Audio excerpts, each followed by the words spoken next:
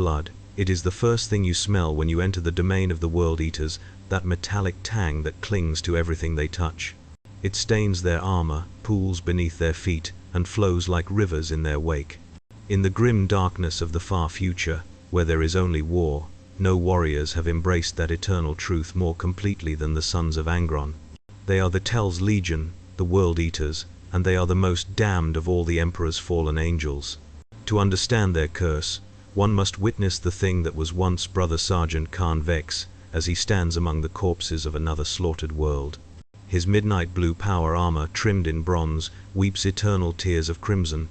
Ancient kill markings cover every inch of ceramite plating, carved so deep they have become part of the armor's structure itself. His chain axe purrs with barely contained hunger, its teeth still warm from recent feeding. When he throws back his head to roar his victory to the blood-red sky, the sound that emerges is no longer entirely human. It was not always thus. 10,000 years ago, before the galaxy burned and brothers turned against brothers, the Teleth Legion was known as the Warhounds. They were warrior scholars, disciplined and noble, who fought with tactical precision and strategic brilliance. Their gene seed was among the most stable, their loyalty absolute, their honor unquestionable. They served the Emperor with the same dedication as any of their brother legions, never knowing that their greatest victory would become the source of their ultimate damnation. The moment of their doom came with the discovery of their Primarch on the red world of Nuceria. Angron the Red Angel, they called him, though there was nothing angelic about the broken creature they found. He was a gladiator slave, his skull pierced by the butcher's nails, archaic neural implants designed to suppress higher brain functions while amplifying aggression and pain. Tolerance. These devices had been created by Nuceria's High Riders as a means of controlling their arena fighters, turning them into perfect killing machines who knew neither fear nor mercy. Angron's reunion with his sons should have been a moment of triumph. Instead, it marked the beginning of their transformation into monsters. The Primarch's trauma ran deeper than his physical scars, and his rage infected everything around him like a psychic plague. He could not love his sons, for the nails had burned that capacity from his brain.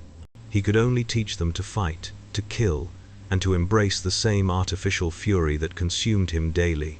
Brother Sergeant Khorne Vex had been among the finest of the Warhounds, a tactical genius whose strategic mind had won dozens of campaigns. His transformation began slowly, subtly, as exposure to his Primarch's presence gradually reshaped his thoughts and desires. The discipline that had once defined him began to crack under the constant pressure of Angron's psychic emanations. Where once he had found satisfaction in victory achieved through careful planning, now he began to crave the visceral thrill of close combat. The breaking point came during the early days of the Horus Heresy, when Khorne Vex made the fateful decision that would damn him forever. Driven by a desperate need to understand his Primarch, to share in Angron's pain, and thereby earn his approval, he volunteered to receive the butcher's nails implants. The surgical procedure took place in the blood-stained apothecarian of the World Eater's flagship, overseen by apothecaries who had long since abandoned their healing oaths in favor of darker pursuits. The implantation process was agony beyond description.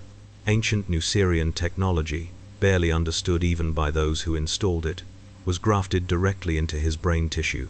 Microscopic neural interfaces burrowed through his cerebral cortex, severing connections between regions responsible for empathy, higher reasoning, and emotional regulation. In their place, new pathways were carved, designed to flood his system with combat stims and rage-inducing neurotransmitters whenever violence occurred. The moment the nails activated for the first time, Khorne Vex understood the true horror of his choice. The artificial rage that flooded his mind was unlike anything in human experience, a pure, distilled fury that consumed every other thought and emotion.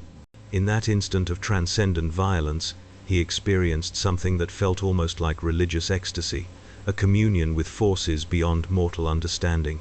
But when the moment passed, and the chemicals faded from his system, he was left with a void that ached worse than any physical wound. His existence became a cycle of craving and temporary satisfaction.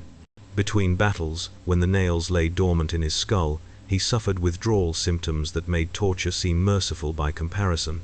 His augmented brain would scream for the neurochemical rush that only violence could provide, creating phantom sensations of insects crawling beneath his skin and voices whispering of blood and death. Sleep became impossible, as did any form of human connection or emotional fulfillment. The World Eater's vessel that became his home reflected this transformation. Where once their ships had been models of military efficiency, now they resembled floating charnel houses. The corridors ran red with blood from constant dueling, their walls decorated with the severed heads and flayed skins of enemies and rivals alike. Kill counts were carved into bulkheads, and promotion within the Legion hierarchy became based not on tactical acumen or leadership ability, but solely on one's capacity for brutal slaughter. Khorne Vex adapted to this new reality with the same methodical precision that had once made him a master strategist. He learned to read the subtle signs that preceded a rage episode, preparing his weapons and positioning himself for maximum carnage. His power armor was modified with additional stim injectors and combat drug dispensers, while his weapons were fitted with kill counters and trophy racks to better display his growing tally of victims. But the nails demanded ever greater offerings. What had once been satisfied by killing enemies in honest combat now required increasingly elaborate acts of violence. He began targeting non-combatants, reveling in the fear and helplessness of his victims. The ritual scarification that covered his body grew more extensive, each new wound a desperate attempt to feel something other than the artificial fury that had consumed his natural emotions. The psychological fragmentation accelerated as the years passed. Memories of his former life would intrude at random moments, so the laugh of a dead battle brother, a half-remembered sunset on Terra, the face of a mortal civilian he had once saved from Xeno's raiders. These fragments of his humanity became sources of agony rather than comfort, as the nails would invariably activate to burn them away with fresh waves of rage-induced neurochemicals. During the Siege of Terra, as the traitor legions laid waste to humanity's cradle world, Khorne Vex experienced his final transformation. In the heat of battle against Imperial fists, defenders, fighting through the ruins of what had once been the most beautiful city in the galaxy, something fundamental broke within his mind. The nails overloaded his nervous system just as another voice began to whisper in his consciousness, ancient, powerful, and infinitely hungry for blood. Khorne, the blood god of chaos, had been watching the World Eater's descent into madness with growing interest. In their artificial rage and bottomless hunger for violence, he saw the perfect servants for his eternal war. The butcher's nails had prepared them for his gifts, stripping away their humanity until only weapons remained. When he finally chose to claim them as his own, the transformation was both inevitable and horrifying. The moment of Khorne Vex's final damnation came in a throne room of the Imperial Palace, surrounded by the bodies of both enemies and allies. The distinction between friend and foe had become meaningless, as the blood god's whispers drowned out all other considerations. His chain axe sang as it carved through ceramite and flesh with equal ease, painting the walls with arterial spray, while he laughed with a voice that was no longer entirely his own. In that blood-soaked instant, Brother Sergeant Khorne Vex died, and something far darker took his place. The thing that rose from the carnage still wore his face and bore his name, but it had become a living avatar of Khorne's will. The Chaos God's gifts flowed through its transformed flesh, supernatural strength, inhuman endurance, and a hunger for violence that could never be satisfied, no matter how much blood was spilled. 10 millennia have passed since that day, and the creature that was once Khorne Vex has continued its eternal war across the galaxy. Its body bears the accumulated scars of 10,000 battles, ritual brands carved by its own hand in worship of the blood god, and demonic mutations that mark it as Khorne's chosen champion. Its armor has fused with its flesh in places, becoming as much a part of its body as skin and bone, weeping tears of blood that never dry. The weapons it carries have become semi-sentient things, possessed by daemon spirits that hunger for slaughter almost as much as their wielder. Its chain axe whispers constantly in the dark tongue of chaos, recounting the names and deaths of its victims in an endless litany of violence. The bolt pistol at its hip has claimed the skulls of heroes and cowards alike, each death feeding the blood god's ever-growing power. Yet perhaps the most terrifying aspect of its existence is not the physical transformation, but what remains of the original personality buried beneath layers of corruption and Madness. Deep within its consciousness, fragments of Brother Sergeant Khan Vex still exist, trapped and screaming in eternal torment as they are forced to witness the atrocities committed by their transformed body. They remember honor, duty, and brotherhood, making their current existence a hell beyond the comprehension of mortals. The legacy of the World Eaters spreads like a cancer throughout the galaxy. Entire worlds burn in their wake, their populations slaughtered in orgies of violence that serve no strategic purpose beyond feeding Khorne's hunger for blood. Young Chaos Space Marines seek to emulate their example, viewing them as the perfect synthesis of warrior and daemon, never understanding the true price paid for such terrible gifts. Imperial scholars who study the phenomenon of chaos corruption debate the nature of the World Eater's fall in hushed tones within the deepest vaults of the Ordo Malleus. Some believe the Butcher's Nails were always a trap laid by Khorne, ancient technology seeded on Nuceria specifically to corrupt Angron and his sons when the time was right. Others argue that the Primarch's trauma created a psychic wound that attracted the Blood God's attention, making their corruption an opportunistic infection rather than a planned seduction. The truth may be more horrifying than either theory suggests.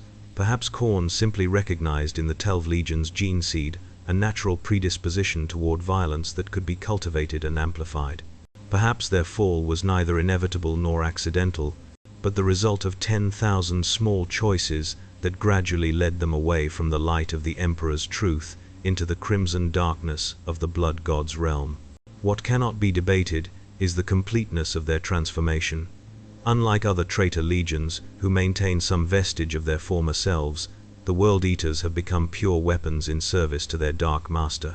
They possess no grand strategy beyond endless warfare, no political ambitions beyond the accumulation of skulls, no desires beyond the next opportunity to spill blood in Khorne's name. Mechanicus analysts who have studied recovered Butcher's Nails technology report that the devices are far more sophisticated than they initially appear. Rather than simply suppressing higher brain functions, they seem designed to create specific neural pathways that make the subject susceptible to particular forms of chaos corruption. The technology's origins remain mysterious, predating human colonization of Nuceria by several millennia. Inquisitors who have encountered World Eaters in battle describe them as forces of nature rather than rational opponents. They cannot be reasoned with, bargained with, or intimidated. They exist solely to kill, and they will continue killing until either they are destroyed or nothing else remains alive in their vicinity. Some inquisitorial reports speak of World Eaters who have been so consumed by bloodlust that they attack their own reflections, mistaking their mirror image for another enemy to be slain. The spiritual implications of their condition raise profound questions about the nature of the soul and the possibility of redemption. If chaos corruption can reach so deeply into a being's essence that it fundamentally alters their nature, can they still be considered the same person who originally made the choice to embrace darkness? The ecclesiarchy maintains that damnation is always a matter of free will, but the World Eaters seem to exist in a state where free will has been surgically removed along with their capacity for moral reasoning. There are rumors, whispered in the deepest archives of the Ordo Malleus, of World Eaters who have experienced brief moments of clarity, instants where their original personality breaks through the layers of corruption and artificial rage. These reports describe beings who scream in horror at what they have become, begging for death as the only escape from their endless torment. Such accounts are officially classified and denied, but they raise disturbing questions about consciousness and identity that imperial theologians struggle to address. The thing that was once Khan Vex continues its bloody path through the galaxy, leaving behind a trail of devastation that serves as both warning and invitation to others who might be tempted by Khorne's gifts. It has become a legend among chaos forces, a perfect example of what loyalty to the Blood God can achieve. Yet those who look closely might see something else in its red-rimmed eyes, a flicker of the man who once served the Emperor with honor and dignity, now trapped forever in a shell of corrupted flesh and twisted metal. In the end, the tragedy of the World Eaters lies not in their fall to chaos, but in the fact that their damnation began with love. They sought to understand their broken Primarch, to share his pain and thereby earn his acceptance.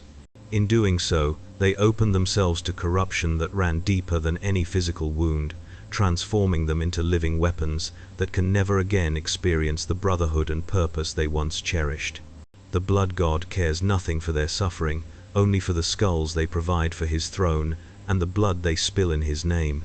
They have become perfect servants to an imperfect master, their individual identities subsumed into a collective identity defined entirely by violence and death. Where once they were the Emperor's angels of death, bringing justice and protection to humanity, now they are simply death itself, stripped of purpose or meaning beyond the endless accumulation of corpses.